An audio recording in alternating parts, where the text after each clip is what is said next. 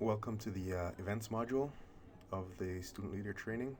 This module is probably the longest and I have the most to get through in this module, and I'll try to do so in a timely manner if I can. The main thing I'd like to talk about just up front is the difference between events and meetings. There's a practical difference just because they are different things, but also it matters which one you're having when you go to reserve a room, for example. But events are anything with an external audience. And by external, I mean external to your org, not external to the law college necessarily. So anytime you have other students, whether it be law students or MSU students, faculty, people from the public coming to an event, that's an event. Meetings are internal, and so your e-board meetings, your voting for various things, planning meetings for different events, all those types of things fall under meetings, and I'll deal with those in the next module. The first thing on the list here is the events planning form.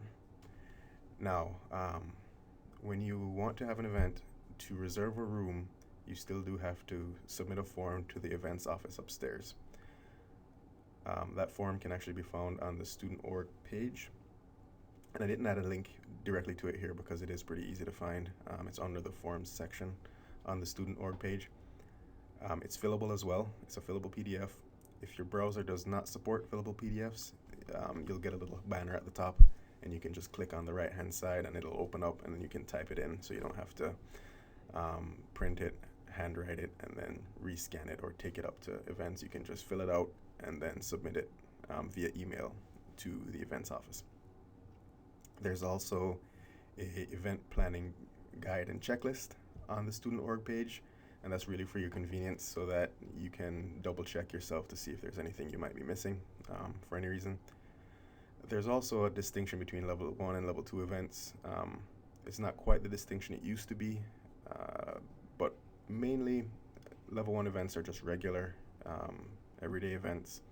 Level 2 events are the bigger things where it's a high budget, there's a high profile speaker, or you expect that there'll be a large attendance. Those are a little bit different, and really for your purposes, it used to be the case in the past that a lot of different things were set in motion, and then as of last year, you will all have some of you might remember that I would have to approve all the events that came down to me from the events office. What I'll say about that is that if you're just having a regular, an event over lunchtime on whatever topic it happens to be, so long as you don't have a high-profile speaker or a large attendance or something like that, you don't have to wait for me. If you've gotten a room reserved from the events office, there's no reason to wait for me to approve your event. I'm actually not going to be monitoring the events that closely as far as having to approve every single event that you do at a micro level. If you have larger events, why I do want to take a double look at those, and I'll ask you to wait to move forward until you've gotten an email from me, is just to make sure that the speaker that you're having doesn't need to go through the advancement office first because they're a prominent alumni, or that you actually do have the budget so that there isn't an issue with not being able to be reimbursed because you don't have the budget in your account, those types of things. So in big events, it's really just me touching base to make sure that everything is okay. For smaller events, you may still receive an email from me once I get the form from the events office, but I won't be at a micro level requiring that I approve every single event that you're going to be holding. Other than that, the real important part about all of this, really, this page in general, is the speakers and guests.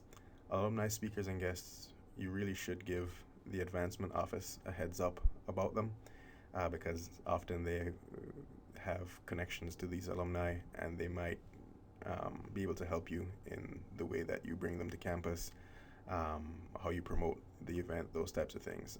So reach out to the advancement office in that kind of case. Generally, this is a section with a few changes, as you can tell. Um, Student travel events, conferences, the rules are still the same as they are in the handbook. You can really travel to any conference you like so long as you have funding for that conference. And I'll talk a little bit about the funding options further down. The big change is competitions. Unless you are an approved competition team, uh, you are not allowed to participate in interschool competitions. And you can see the language there. That's the language that's currently in the handbook, but there will be a complete set of rules and regulations set out in the handbook, hopefully in a couple weeks. But for now, just understand that you have to be a recognized competition team. And if you have questions before the handbook is updated, you can contact Dean Thronson or Professor Copeland. Off-campus socials, those are actually another category where I still do want to approve events, mainly because MSU, big MSU in general, and the Law College have a very strict policy about alcohol and school or org funds being used to purchase alcohol. And so it's just up to me to double check to make sure that all of that is on the up and up. Other than that, as far as funding events and funding travel to conferences and things like that, the main resources for you guys are the SBA for events, COGS mainly for conferences. The Alumni Association, it doesn't necessarily provide a lot of money, but I do believe that for the most part they'll fund either one of those two categories. And then also diversity services. For now, those three that I named previous to diversity services, their information will be up on the student org page, but I have a whole section coming up here on diversity services.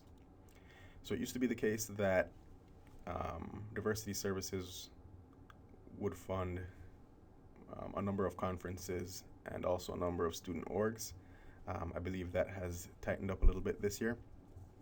And I think the overarching takeaway from this slide is that there is now a numerical limit on how much that office is able to provide to any given student org.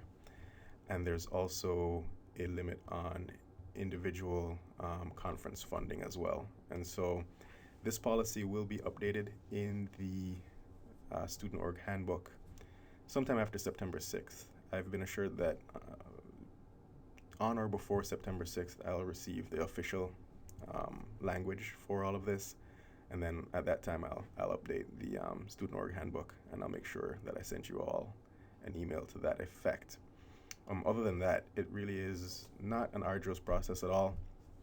Just to recap, when you're ready to have an event, plan your event initially, make sure that everything kind of makes sense, map out your budget and map out what you'd like to do as far as timeline.